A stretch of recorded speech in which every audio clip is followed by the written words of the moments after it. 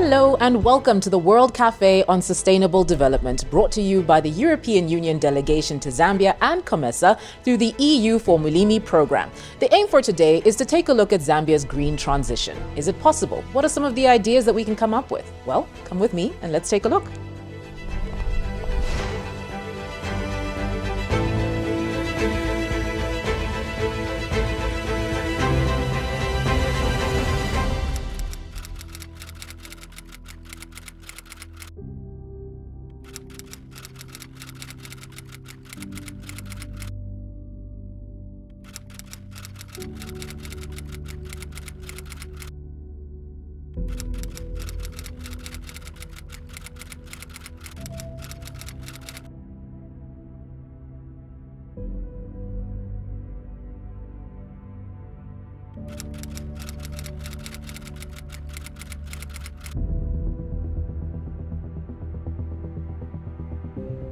So thank you very much for coming. EU Formulimi is actually the communication project that supports a larger program called the Sustainable Commercialization of Zambian Smallholder Farmers. And EU Formulimi is also in line with what you might have heard before, the EU Green Deal, which is actually the European Union's Green Growth Plan. So we've all gathered you here today to discuss green growth, to discuss and pick your brain on what you think green growth or green transition should look like in Zambia.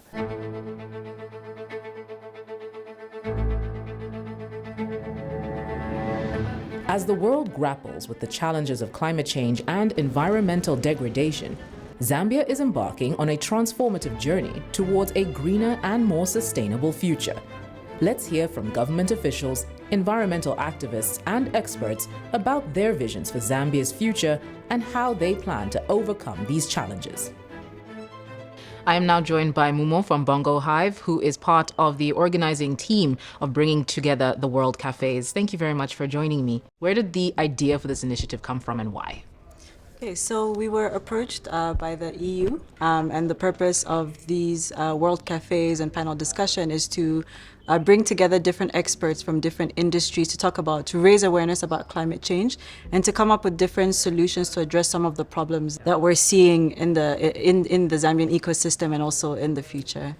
So as Bongo Hive, we're an entrepreneurship, technology and innovation hub. So we're always looking for innovative ideas for us to further develop and to get our startups also involved in solving some of the problems that our society is facing.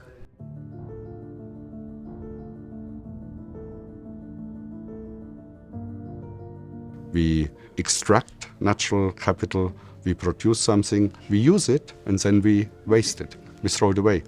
It fills our landfills. We know in Lusaka we have a huge landfill. And it fills our oceans with plastic, and then it goes back to us, basically. Then we don't even know yet what it does with our health. Developing along the green path is the most efficient and probably the only viable route now, because, as others put it, we are reaching tipping points. First of all, Zambia has been contributing 0.003%. And the whole African continent is contributing 4.2%. So it's quite minimal as a continent. On the other hand, the impact. We are the most hardly hit.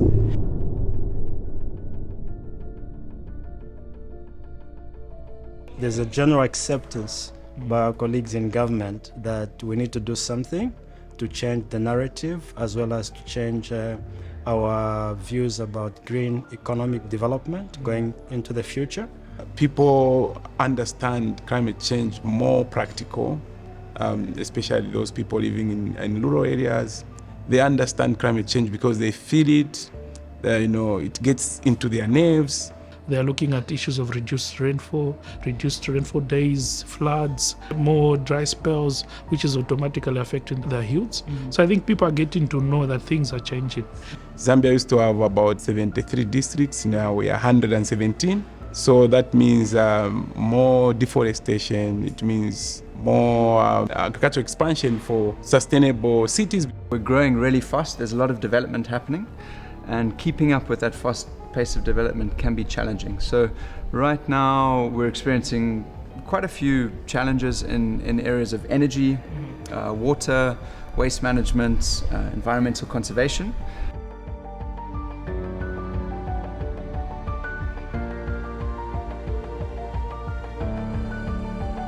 We need to put the ideas together. We need to check the viability of the ideas. We need to plan around the ideas and then implement, because part of the planning obviously requires financing. And I think that this is what European Union is doing. Some of these ideas will come through the World Café. Of course, there are other ideas that the EU has been financing, including the Forest Future Facility, National Determined Contribution, works, monitoring, evaluation and verification, MRV. These are some of the works that the EU has been putting together to mobilize also financing for Zambia. It's good to interact with various stakeholders from different industries, different organizations. At least it gives you a perspective of things that you did not know and how you can interact with other stakeholders to promote the green growth. You know, one of the things we've just been discussing is how can we foster private-public collaboration. And that's a really challenging thing in Zambia. We didn't come up with the answer in the half an hour that we had, but I think, you know, starting to work towards practical steps that could be used for that. You have a table with both government and private representatives, and everybody is sort of like a tug of war. What are you doing? What are you doing? But I think, like I said, it's very enlightening, and I think the conversations are very progressive. The government representatives here currently are aware of what are the bottlenecks and where the hurdles currently are. So do the private sector. And I think the conversation has just been stuck on, after this, what's next? How can we now find solutions that cater to both sides, the private and the public sector? I think it has been mind-opening, and just getting ideas that are coming from, you know, people that are working in different spaces has been quite amazing. So I can give you one example. Somebody talked about, you know, the fact that we have challenge when it comes to extension workers, and yet, you know, the climate does not really spare anyone. So when you get solutions like how do we use technology to bring the extension worker closer to the farmer, then that becomes an idea that, you know, is very feasible.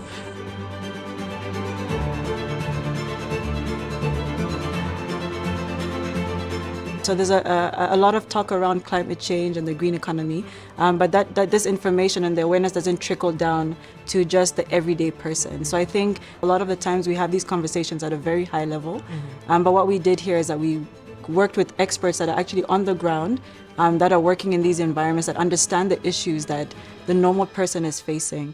Information seems not to be adequate. And therefore, there is a lot of engagement that is required to make sure awareness around environment and climate change is there on the market. For example, you know, the banning of plastic, there's still people that don't really even understand why it's there, right? Why they have to pay for the plastic or why they should stop using plastic. But it still hasn't really sunk in deep, and I think that's why a lot of these conversations are really necessary, and also just bringing in people that are at the forefront of solving these challenges. For example, startups, business people that are looking for ideas, social enterprises. I think once we work from a holistic perspective, I think we'll be able to also address some of the challenges. For me, it's education. We have to look at how much information our people know about the environment where they live and things that are happening around them. So we want to make sure that our education is improved and also enhanced. In my view, I think we need a little more awareness, because from where I come from, the public sector, we have developed technologies which can be used by farmers. And these technologies are actually climate smart, but somehow they are not being implemented because the farmers don't know about them. Yes, we are looking at crops that would stand various climatic risks, but also markets, because no one is going to be ready to diversify into products that do not have a good market. So we've struggled to achieve attitude change among the public, because that's the key thing. The public needs to realize that it is for their own good. It's not like they are doing someone a favor.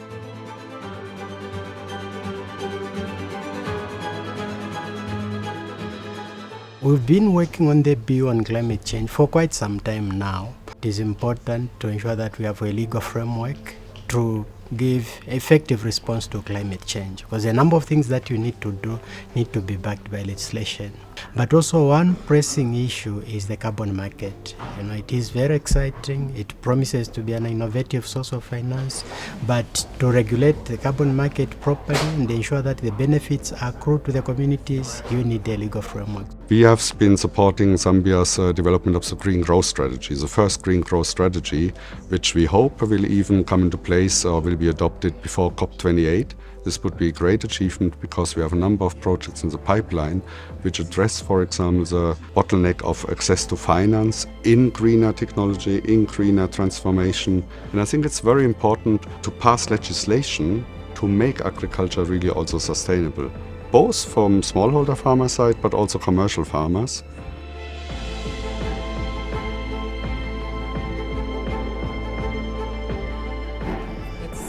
Fair to say that this new generation that is coming up are a very different breed. Our own president has said that before. And I wanted to find out from the ministry's perspective, given that, let's say, the average age in Africa as a continent is about 19.7, if I remember the stats correctly. We have a very high youth population and a very high unemployed youth population. How is the Ministry of Green Economy incentivizing young men and women to get into farming and agriculture, tackling the food security issue, and also just looking at, in terms of profit, and making themselves contributors to the economy in the long run in a climate smart way? As you know, the Minister of Green Economy, together with the Minister of Small and Medium Enterprises, is about creating opportunities. And it's not just jobs where people are put on the payroll and all that. Entrepreneurs coming up with innovations that would help us move along this green economy. And there are a lot of ideas that youths are coming up with.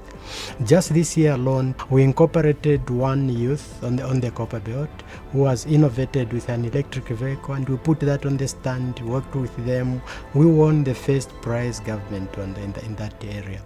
We are working with another group that has come up with an improved cook stove, which is very clean, very innovative. And so those sort of innovations coming from the youth among green technologies that need to be deployed. Interest rates are very high. It is very difficult to get a loan, and if you're a young startup who wants to innovate, forget about it at the moment. You will not get a loan. So we have to develop together with banks, local banks, financial products which are accessible for younger people. And the good news is it might cost money, but it also creates jobs, and it creates the jobs of the future. Because I think as a country like Zambia, and also like us in Europe, we should not create jobs in stranded assets and which are not future-oriented, but jobs for the current and future generation, jobs which are exciting, jobs which have good pay, and jobs where people feel kind of a calling, the younger generations, that they do something meaningful.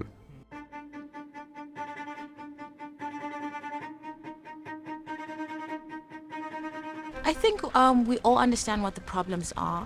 What can be learned and what should be disseminated is how we solve those problems. Not mainly at a macro level of solution. How do you solve the problems at a smaller level to get to the bigger level, to get to the bigger picture? The solutions need to be applicable to the nuances of the Zambian economy. So I think that's where it is. How do you find solutions that are nuanced to the problems that we're facing as Zambia? And not just Zambia as a nation, but Zambia in a community level. We need to bring out the knowledge, including indigenous knowledge, which people have used over the years to adapt to the climate change. But also, I think we need to sound a bell that Zambia need a lot of high investments. We need more and more investment for climate finance. We need more investment on loss and damage. We need more investment in the area of energy, agriculture, water sector.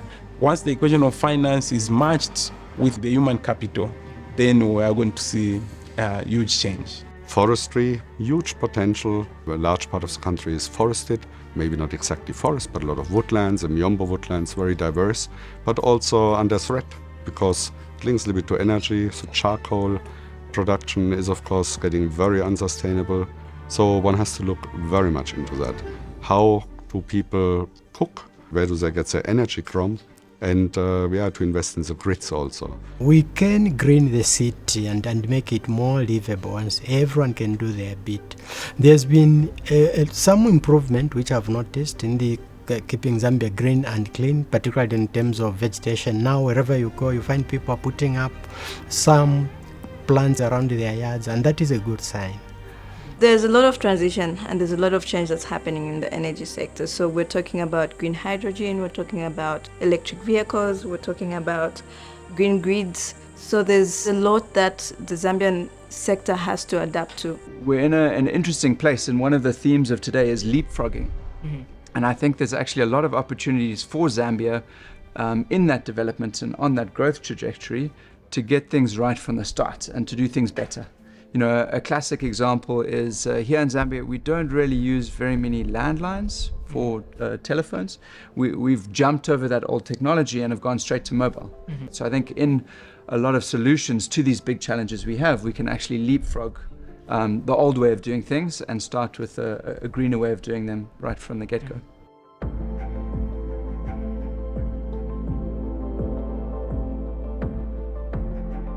Climate change is a big issue, and now transitioning from our old system to green solar energy is a good deal. One thing that stood out is the need for partnerships.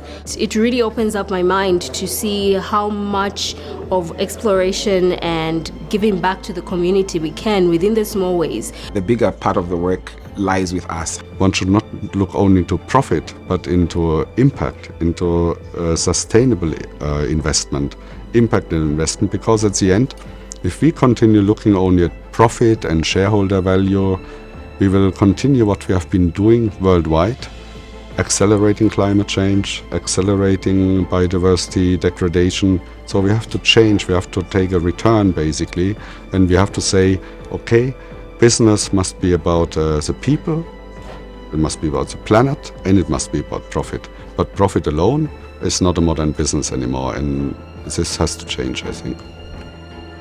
Zambia, with its remarkable natural beauty, is determined to strike a balance between development and conservation. As it moves toward a greener horizon, Zambia serves as an inspiration for the world, demonstrating that a green economy is not only possible, but essential for a sustainable future.